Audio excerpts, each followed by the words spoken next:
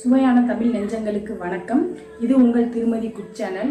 இப்போ நம்ம என்ன பார்க்க போகிறோம் அப்படின்னா, இப்போ மழை காலம், அதனால நம்மளுக்கு அதிகமாக சளி, இருமல், காய்ச்சல், மூக்கடைப்பு இந்த மாதிரி பிரச்சனைகள் இருக்கும். இதுக்கு நம்ம சிம்பிளான வீட்டு வைத்தியம் ஒன்று பார்க்க போகிறோம். என்னன்னு பார்க்கலாம் வாங்க. இதாங்க கற்பூரவள்ளி இலை. இதை ஓமவல்லி இலைன்னு சொல்லுவாங்க. இது கிருமி நாசினி. இது சளி, இருமல், சைனஸ் ப்ராப்ளத்தை சரி செய்யும்.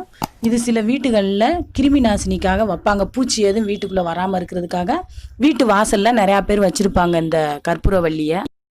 இது யூக்கலிப்டஸ் இலை. இந்த இலையில் தைல வாசனையும் விக்ஸ் வாசனையும் அடிக்கிறதுனால இதை தைல இலைன்னு சொல்லுவாங்க. இதில் தான் தைல எண்ணெய் தயார் பண்ணுறாங்க. இதான் நொச்சி இலை. இது தலையில் நீர் கோர்த்திருந்தால் அதை சரி செய்யும். துர்நீரையும் வெளியேற்றும். சளி, இருமல், மூச்சுத்திணறு, சைனஸ் ப்ராப்ளம் இதை சரி செய்யும். இந்த 3 மருத்துவ இலையையும் எடுத்துக்கங்க.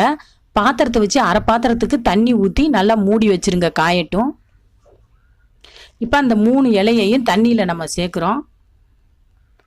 நல்லா தண்ணிக்குள்ளே அந்த 3 இலையையும் நல்லா முக்க விடணும். அந்த இலையில அந்த சூடு பட்டு தண்ணி நல்லா சாறு இறங்கணும். அந்த எசன்ஸ் எல்லாம் இறங்கணும் அந்த தண்ணியில். அது கொஞ்சம் ஆவி வரும்போதே நமக்கு நல்லா அந்த இலைகளோட வாசனை வரும். தொடர்ந்து 2 அல்லது 3 நாள் இதை ஆவி பிடிக்கணும்.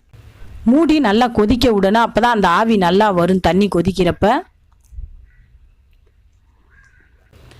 கேப் விடாத அளவுக்கு நல்லா பெட்ஷீட்டை போற்றி ஆவி பிடிக்கணும். பாருங்க, நல்லா ஆவி வரும். அந்த ஆவியை நல்லா மூச்சு இழுத்து இழுத்து விட்டு நல்லா ஆவி பிடிக்கணும். அப்போ தான் உடம்புக்குள்ளே இருக்கிற அத்தனை கெட்ட நீர், கிருமி எல்லாம் வெளியே வரும். அதில் சரியாயிரும். இதை ட்ரை பண்ணி பாருங்க, நல்ல ரிசல்ட் கிடைக்கும். இது மாதிரி அதிகமான வீடியோக்கள் நாங்கள் போடுறோம், நிறையா பாருங்க. திருமதி குக் சேனலுக்கு லைக் பண்ணுங்க, சப்ஸ்கிரைப் பண்ணுங்க, மறக்காம பெல் பட்டனை கிளிக் பண்ணுங்க. நன்றி.